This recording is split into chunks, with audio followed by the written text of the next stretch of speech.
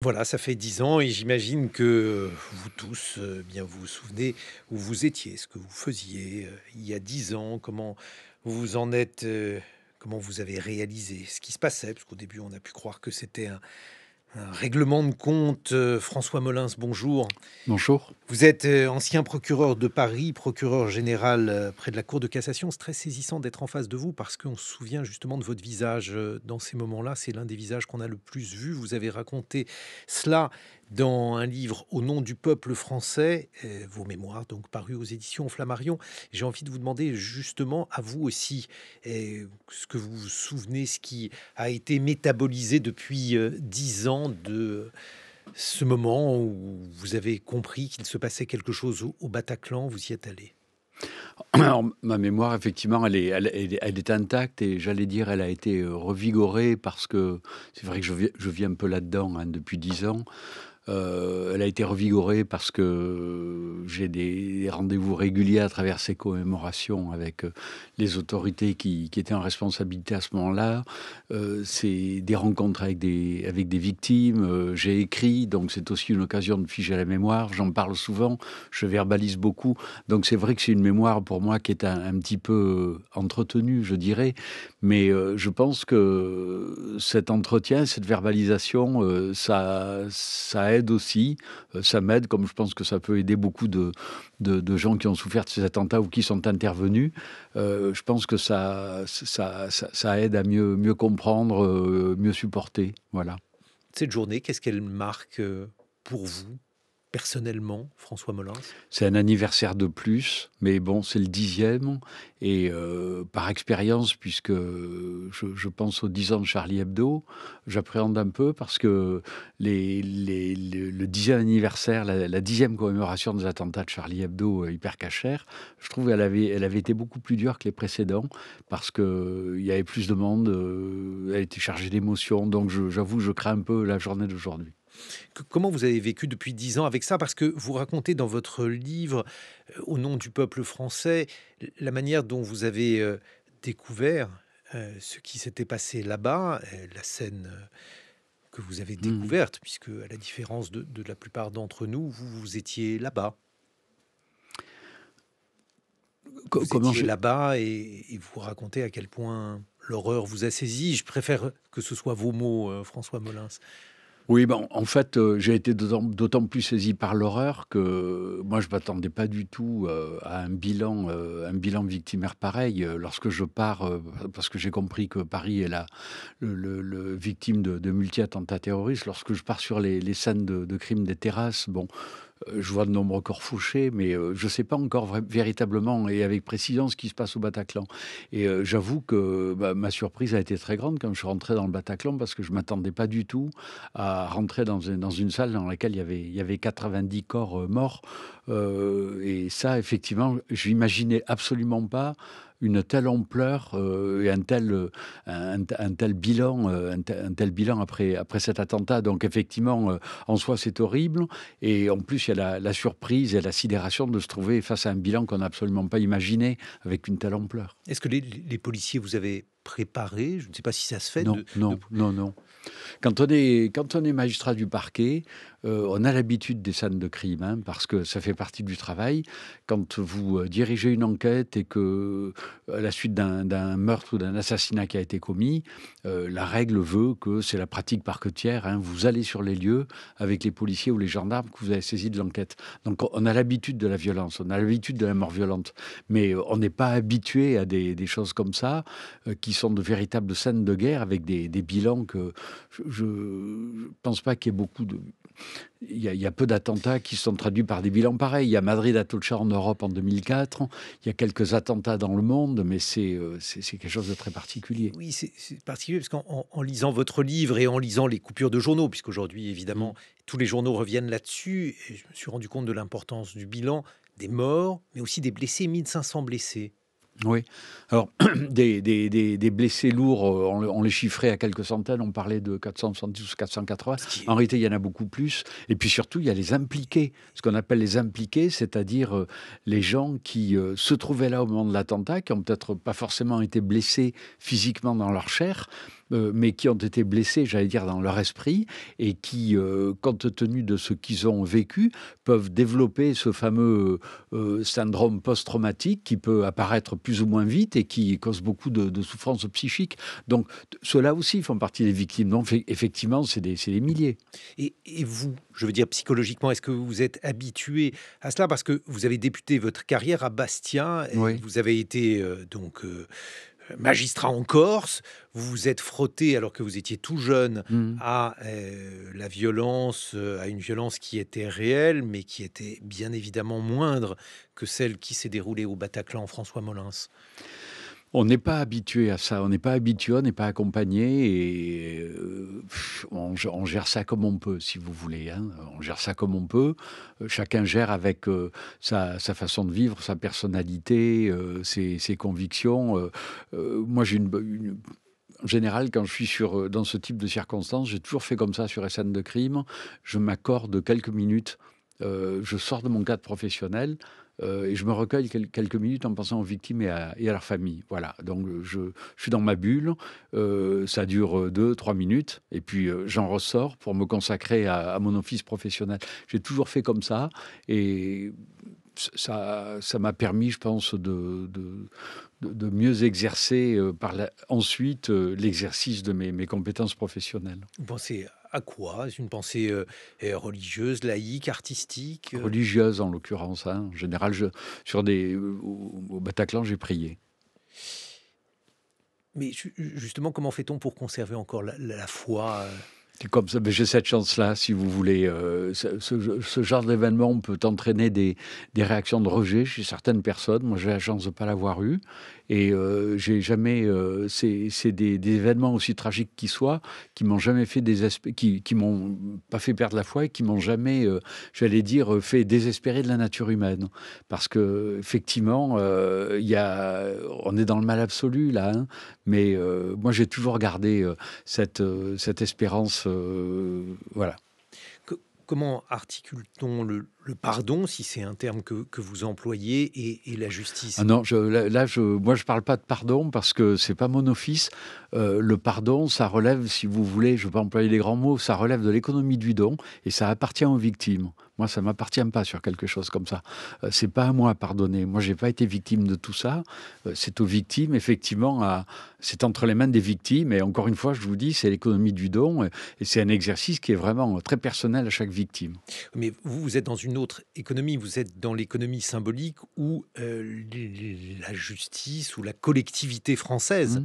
rend la justice et Mmh. tente de réparer la plaie. Je ne sais pas si pour vous d'ailleurs la justice a une vertu thérapeutique, ou si, la justice La suffit la à ju elle-même. la justice peut avoir une vertu thérapeutique à l'occasion des procès, mais effectivement, le travail de la justice face à des actes comme ça, c'est effectivement de nommer les choses, et de faire en sorte d'identifier, les coupables, les gens qui ont fait ça, pour, les sanctionner. Et c'est effectivement cette sanction qui va rétablir le droit et le mode normal de fonctionnement de notre société. Pour autant, et on l'a très bien vu ça avec le procès du 13 novembre, je pense que la justice peut avoir cette vertu, effectivement, d'aider les victimes à se reconstruire parce que le procès pénal, c'est d'abord et avant tout un procès qui a pour objet de déterminer si monsieur X ou monsieur Y a commis les faits qui lui sont reprochés. Mais on a aujourd'hui en France un système dans lequel on a su établir un équilibre et faire une place à la victime. Et le procès du 13 novembre a très bien montré, effectivement, que à côté du jugement des accusés, on pouvait prendre le temps de permettre aux victimes qui le souhaitaient, parce qu'il n'est pas question de l'imposer à celles qui ne le voudraient pas, permettre aux victimes de s'exprimer. Et on sait que, moi je suis persuadé, pour en avoir parlé avec certaines victimes, que le procès a pu contribuer à leur processus de reconstruction et a pu, à un moment, leur permettre de commencer ce travail de deuil. Pourquoi? Parce que grâce à la justice, elle cesse d'être passive en tant que victime, puisque bien sûr un être humain n'est jamais passif, mais on pourrait avoir tendance à considérer que que les victimes sont passives, Mais François Molin. ça leur permet de s'exprimer et puis surtout, le procès est l'occasion de répondre à un certain nombre de questions qu'elles vont se poser sur, le pourquoi, le quand, le comment et tout ça effectivement, les aide. On a vu d'ailleurs la soif de questions de beaucoup de parties civiles, hein. Mais alors justement, ça c'est très intéressant parce que vous qui êtes procureur, il y a Malraux qui raconte par exemple que l'aumônier des Glières disait que pour lui le mal n'était pas un problème mais un mystère, parce qu'un problème ça a une solution. Oui, oui, Et pour vous, mais je suis assez d'accord. Je pense effectivement, oui, ça relève effectivement du mystère. Pourquoi est-ce qu'à certains moments, on peut se trouver, dans la tête de certaines personnes avec une telle propension à faire le mal? Effectivement. En fait, je pense que c'est des causalités qui sont multiples, hein. Ça peut renvoyer à des carences éducatives, ça peut renvoyer à des carences familiales, ça peut renvoyer à des troubles du caractère. En l'occurrence, ça renvoie à quelque chose de tout à fait différent. Ces attentats commis dans le cadre du terrorisme djihadiste, ça renvoie en réalité à une instrumentalisation de la religion et à une forme, si vous voulez, de on va c'est une idéologie finalement qui va contribuer effectivement à créer de la violence. C'est pas en réalité la religion qui crée la violence, c'est la manipulation de la religion par l'idéologie. mais justement, Boualem Sansal, qui est libéré aujourd'hui, dit que il y a une forme d'islam impatient dans l'islamisme. Il pointe du doigt la Mmh. responsabilité d'un certain nombre de hauts responsables musulmans. Qu'est-ce que vous en Oui, pensez? certainement, certainement. L'organisation de l'islam fait effectivement qu'il y a peut-être plus de facilité à propager ce genre d'idéologie tout à fait extrémiste qui finalement instrumentalise la religion. Ça, certainement. Ça serait beaucoup moins facile à réaliser avec d'autres religions. Et alors, lorsque vous considérez, votre carrière, celle, sur laquelle vous revenez dans votre livre, est-ce que vous considérez qu'il y a, je ne sais pas, une sorte d'essence commune entre le bandit corse, parce que vous racontez des scènes extrêmement violentes en Corse lorsque vous arrivez, Mmh. là-bas alors que vous êtes jeune procureur, il y a, bon, un nombre de règlements de compte, très important et puis, une sorte de tissu social qui, s'est fait à cette violence. Donc c'est le début et puis cela continue jusqu'au 13 novembre 2015. Est-ce que pour vous, ce caractère maléfique de certains hommes est de même nature, du même bois, ou bien on a affaire à des phénomènes de nature très différente? Non, je crois que c'est différent quand même. Je me hasarderai pas à faire le lien et à trouver des points communs entre les deux. Je pense que c'est différent. Le qualificatif de terrorisme, Oui. justement, en droit, à quoi sert-il et comment l'utilisez-vous? Puisque c'est principalement cela qui distingue, sur le plan juridique, hein, la pratique que vous pouvez avoir vis-à-vis d'un bandit corse et vis-à-vis de l'un des auteurs du 13 novembre. Alors, j'ai essayé d'expliquer ça. J'ai écrit récemment un livre de droit qui s'appelle Pratique judiciaire du contre-terrorisme. Il faut bien comprendre que le terrorisme, c'est pas une notion fourre-tout, contrairement à ce que disent d'ailleurs certains avocats ou certains professeurs. C'est pas une notion fourre-tout, et chez nous, ça correspond à une définition qui n'est pas une définition politique, mais une définition juridique. Regardez par exemple ce qui s'est passé en Turquie. L'opposant M. Erdogan a été embastillé. Donc l'ancien maire d'Istanbul, on lui reprochait Oui. une infraction de terrorisme. Je suis allé par curiosité lire la définition du terrorisme dans le code pénal turc. Peut être terroriste tout acte qui a vocation à déstabiliser la République. Ça, c'est une définition politique. Chez nous, on n'a pas une définition politique, on a une définition juridique, ce qui est tout à fait différent. Le terrorisme, c'est l'entreprise individuelle ou collective qui a pour but de troubler gravement l'ordre public par l'intimidation ou la terreur. Donc c'est une sorte de dol spécial, d'intention spécifique qui va accompagner Dol, rafraîchissez-moi la... une intention, si vous voulez, une intention spéciale qui va être dans la tête de l'auteur de l'acte et de l'auteur de ces faits. Et chaque fois qu'on a effectivement un acte qu'on souhaite qualifier qualifier de terrorisme, il faut retrouver effectivement cette volonté de créer ce climat d'intimidation et surtout de terreur qui va accompagner l'acte. C'est pour ça que la notion de terrorisme ne peut pas être galvaudée. Elle peut d'autant moins être galvaudée que le terrorisme, dans notre droit, il autorise des techniques dérogatoires du droit commun, des techniques spéciales d'enquête qui sont très attentatoires aux libertés. Donc on ne peut pas, j'allais dire, interpréter n'importe comment cette notion. Et vous savez qu'en droit pénal, il y a un grand principe qui est celui de l'interprétation restrictive. Eh ben, s'il y a vraiment un domaine dans lequel cette interprétation restrictive a vocation à s'appliquer, c'est effectivement le droit du terrorisme. Pourquoi? Parce que cette interprétation restrictive, justement, il y a de tels pouvoirs Oui, tout à fait. Il y a de tels pouvoirs qui sont donnés par la loi qu'il faut véritablement avoir beaucoup de scrupules et beaucoup d'attention à rester effectivement dans le cadre de la définition. Et on ne peut pas galvauder ce terme de terrorisme et l'utiliser pour n'importe quoi. On a souvent redouté que justement cette législation, elle soit accompagnée d'effets pervers sur les libertés publiques. Est-ce que c'était une crainte justifiée rétrospectivement, François Molins? Je pense qu'il y a toujours une crainte. Alors moi, je crois que, contrairement à ce que disent certains encore, je pense que nous, on est resté dans le cadre du respect de l'état de droit en France et que la réponse au terrorisme, elle est dans le cadre de l'état de droit parce qu'elle est confiée à l'institution judiciaire, à la justice, dans le respect des principes conventionnels de la Convention européenne des droits de l'homme. Un terroriste qui est accusé bénéficie des mêmes droits que n'importe quel procès et il a le même procès équitable que n'importe quel autre criminel de droit commun. Pour autant, il y a certains dangers. Moi, j'en vois au moins deux ou trois. Le premier, c'est celui qui consiste à toujours plus aller vers plus de sévérité au prétexte en durcissant toujours les textes, on fera disparaître le terrorisme.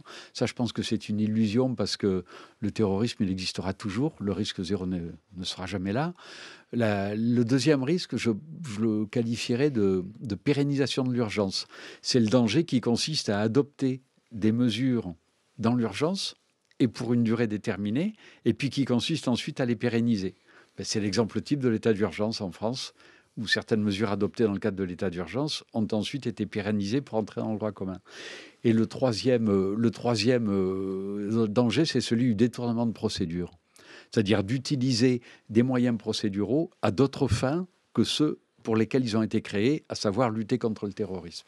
François Molins, ancien procureur de Paris, procureur général près de la Cour de cassation, on vous doit Au nom du peuple français aux éditions Flammarion. On se retrouve dans une vingtaine de minutes pour évoquer ces 10 ans avec une menace terroriste qui a peut-être changé de visage, mais qui est toujours là, 8h sur France Culture. Les matins de France Culture. Guillaume Erner. Nous retrouvons notre invité François Molins. Vous êtes ancien procureur de Paris, procureur général près de la Cour de cassation. On vous doit notamment Au nom du peuple français, vos mémoires parus aux éditions Flammarion. Vous aviez évoqué avec nous il y a quelques instants la manière dont vous avez pris connaissance des attentats du Bataclan, mais aussi ce que pouvait la justice contre le terrorisme, le qualificatif de terrorisme. Je vais vous faire entendre un extrait d'une fiction que France Culture consacre à ce 13 novembre, une fiction audio bien sûr, Le peuple des blessés. Qui sont les blessés du 13 novembre après les victimes? On écoute un extrait de cette fiction audio. Le peuple des blessés est immense. En premier marchent les victimes, mais la foule est nombreuse derrière elles. Il y a ceux qui étaient dans l'immeuble d'en face et ont vu des gens courir et mourir. Ils auront peur désormais. Il y a ceux qui resteront hantés par une image, qui feront des cauchemars récurrents. Ceux qui vivent à Paris et chez qui une inquiétude nouvelle s'est déposée. Comme à chaque attaque. C'est la mémoire du sang. La mémoire de ces minutes de terreur où nos vies deviennent fragiles. La rue des Rosiers, l'attentat de la rue de Rennes, celui de la station Port-Royal, du métro Saint-Michel, de Charlie et de l'hypercachère. Nous portons la mémoire de ces coups, de ces cris, de ces vies emportées. Chacun d'entre nous, dorénavant, aura le réflexe de regarder où sont les sorties de secours dans une salle de spectacle. De ne pas s'installer dos à la porte dans un restaurant. D'avoir de l'appréhension quand il y a trop de monde dans un grand magasin. Chacun d'entre nous se sentira abîmé, même s'il n'a pas été blessé. La fiction audio de France Culture à retrouver bien sûr sur le site de France Culture et sur l'appli Radio France. Un commentaire peut-être, François Molins. Oui, en écoutant, je me disais, ça montre bien le caractère lâché aveugle du terrorisme, surtout sur les attentats de vendredi 13, où il n'y a pas de cible particulière, comme par exemple Charlie Hebdo, des policiers, la communauté juive. Là, les victimes sont recherchées à raison non pas de ce qu'elles font, mais de ce qu'elles sont. Et on est vraiment dans la tuerie de masse qui va affecter tout le monde, n'importe qui, tout un chacun, à partir du moment où il est dans le périmètre d'action des terroristes. On a dit notre mode de vie, la fête, les terrasses. Oui, tout ce que la France incarne et toutes les valeurs, mais aussi les valeurs de la démocratie. Il y a pour vous toujours un échec lorsqu'un attentat est commis. Ce sont vos propos, François Molins. On vit toujours un attentat comme un échec. Je pense que derrière ces attentats, particulièrement quand ils ont causé de nombreuses victimes, on a toujours quelque part un phénomène de culpabilisation. Oui, quand on travaille sur le contre-terrorisme, effectivement, je pense qu'on ne peut que voir les attentats commis comme effectivement des échecs par rapport à l'action que développent tous les services de contre-terrorisme au quotidien, qui ont justement pour objet d'éviter la commission de ce genre d'attentats. Donc c'est vrai que par rapport à ça, tous ces attentats, effectivement, ils sont vécus comme un constat d'échec et on a toujours effectivement une part de culpabilisation dans son fort intérieur. Responsabilité collective ? Oui, je pense. Oui. Comment avez-vous travaillé, donc, notamment ce 13 novembre 2015 ? Qu'est-ce que les politiques vous ont dit ? Est-ce que vous avez échangé des propos, même si, bien sûr, le pouvoir judiciaire est indépendant ? À l'époque, d'abord, vous avez raison de le souligner, les politiques, donc les gouvernants de l'époque, ont parfaitement respecté l'indépendance de la justice. Donc moi, dans le cadre de la direction d'enquête suite à tous ces attentats, j'ai pu travailler en développant avec mes collègues du parquet, on a développé toutes nos compétences et on a vraiment fonctionné de manière indépendante. Pour autant, ça ne veut pas dire qu'il n'y ait pas eu de lien entre nous et le politique, parce que la justice, aujourd'hui, après un attentat, elle participe à des dispositifs étatiques interministériels. Je prends un exemple, la prise en charge des victimes. On est dans des dispositifs interministériels qui ont pour objet cette prise en charge. Donc on avait effectivement, sur un plan institutionnel, des relations très, très fréquentes. Et puis moi, au quotidien, je m'astreignais aussi à renseigner le plus précisément possible ma ministre, la garde des Sceaux, Mme Taubira, parce que j'estimais qu'elle avait le droit d'être informée le plus précisément possible de ce qui se passait. Elle allait au Conseil de défense avec le président de la République et c'était normal qu'elle soit informée au plus près des évolutions de l'enquête. Justement, quel était votre rôle ? Quel est le rôle du procureur de la République ?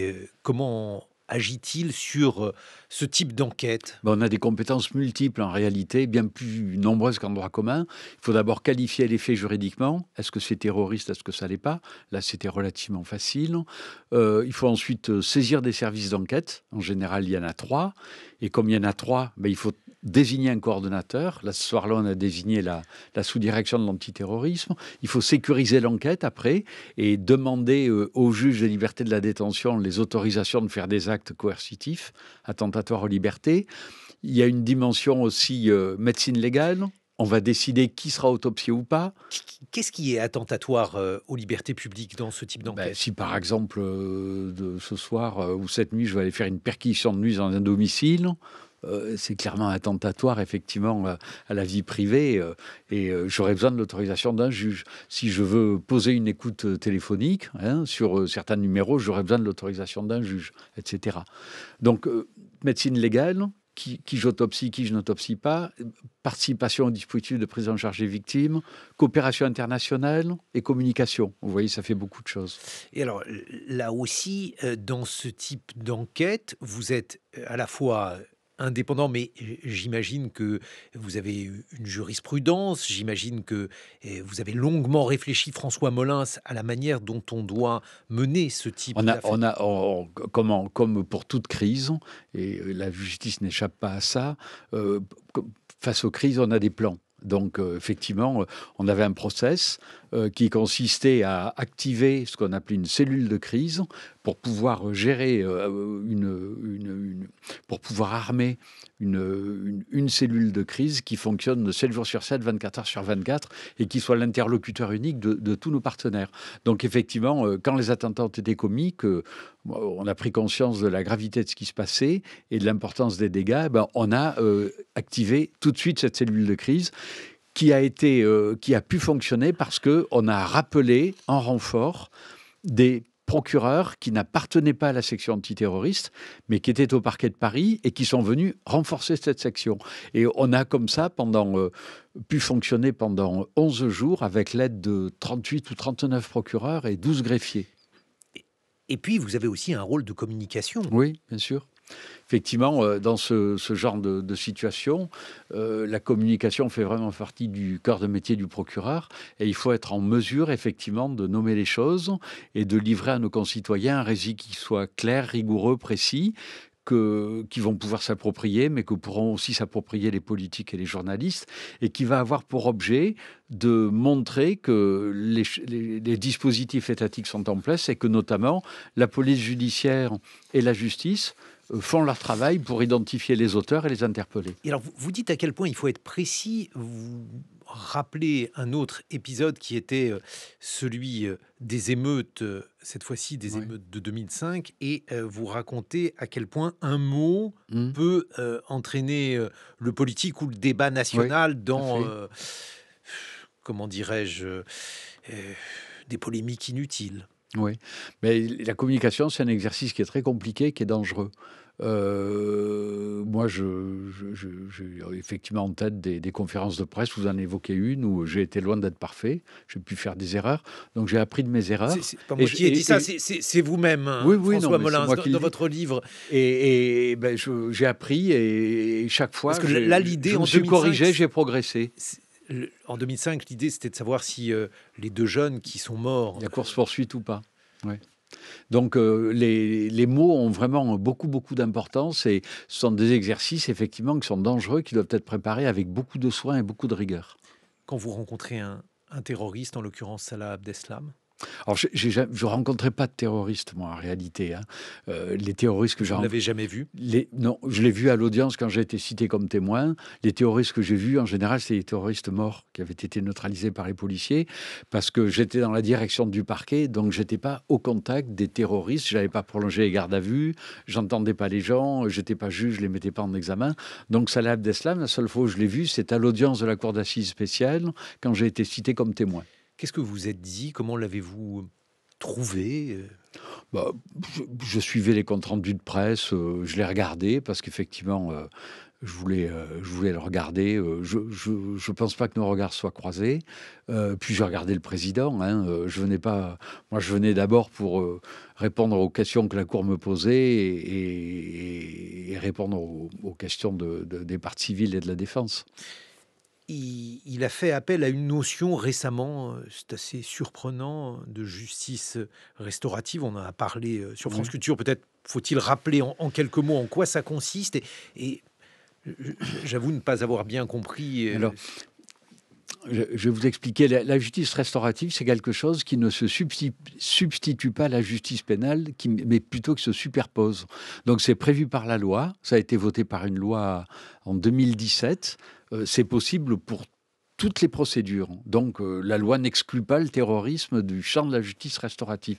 Et qu'est-ce que c'est ? C'est une démarche qui va consister, sous l'égide d'une sorte de tiers médiateur, à mettre en présence un auteur et une victime pour rechercher un climat d'apaisement, pour éclairer des questions sur le pourquoi et le comment, et faciliter à la fois la reconstruction de la victime et la réinsertion de l'auteur. Donc, c'est quelque chose qui est fondé sur certaines conditions. Et c'est là où, moi aussi, j'avoue, je ne comprends pas trop le film en ce qui concerne cette proposition de Salah Abdeslam. Il faut que ce soit fondé sur la reconnaissance des faits par l'auteur. Et je pense que c'est là où il y a un premier problème.